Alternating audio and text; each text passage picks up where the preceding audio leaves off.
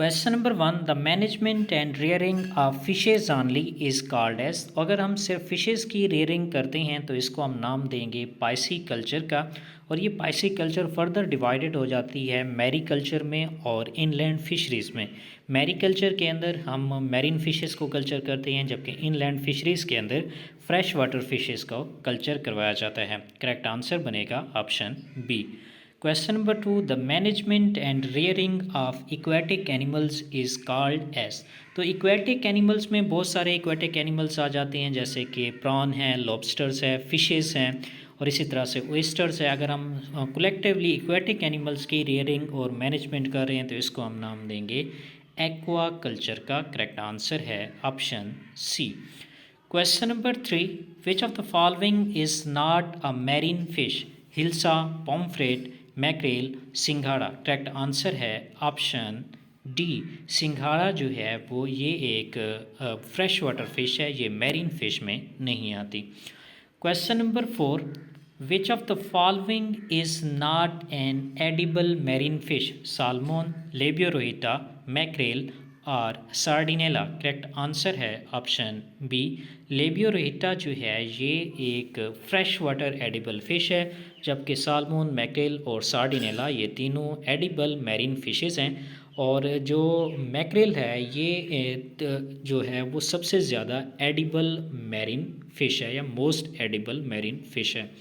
Question number 5, the practice of catching the fish only available naturally. तो naturally available fish को अगर हम catch करते हैं तो इस प्रैक्टिस को नाम देते हैं कैप्चर फिशरी का, जो कि लार्ज वाटर बॉडीज़ के अंदर परफॉर्म की जाती है, जैसा कि लेक्स हो गए, रिजर्वायर्स हमारे पास डिफरेंट टाइप के होती हैं। तो उसके अंदर अगर हम फ़िश कैचिंग करते हैं तो इसको कैप्चर फिशरीज़ का नाम देते हैं। Question number 6, which of the following is not a fresh water fish? Labeo rohita, labeo calbasu, mackerel और क्लेरियास बट्रैकस। करेक्ट आंसर है ऑप्शन सी। मैक्रेल जो है वो एक मैरीन फिश है, ये फ्रेश वाटर फिश नहीं है।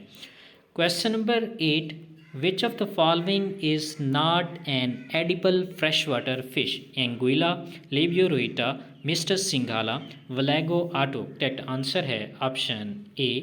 एंगुइला जो है वो मैरीन वाटर एडिबल फिश है। करेक्ट आंसर बनेगा ऑप्शन ए, ये फ्रेश वाटर एडिबल फिश में नहीं आती। Question number 9, which of the following is not method of fish preservation? Fish चूँकि जल्दी डिके हो जाती है तो इसलिए इसकी प्रिजर्वेशन बहुत ज़रूरी है आफ्टर कैचिंग। तो फ़िश प्रिजर्वेशन के लिए जो मेथड यूज़ किए जाते हैं उनमें चिलिंग यूज़ होता है, कैनिंग यूज़ होता है, साल्टिंग यूज़ होता है। In addition to these methods also freezing and deep freezings are also used for fish preservation. लेकिन जो बेकिंग है ये फ़िश प्रिजर्वेशन के लिए यूज़ नहीं किया जाता। करेक्ट आंसर है option B, baking is not method of fish preservation. Question number 10, which of the following is not economic importance of fish? Source of food, source of water, good source of vitamins, polishing agent. तो correct answer है option B, source of water is not the economic importance of fishes.